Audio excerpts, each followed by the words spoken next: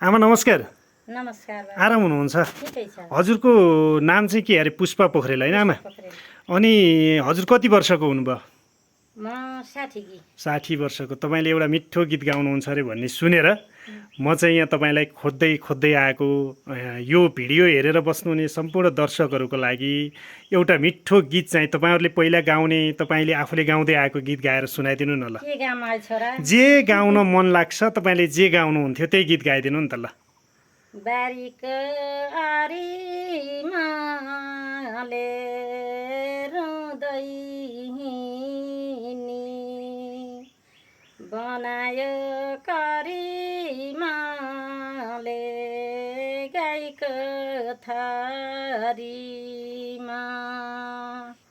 कति बाँकी रहेछ करीमा,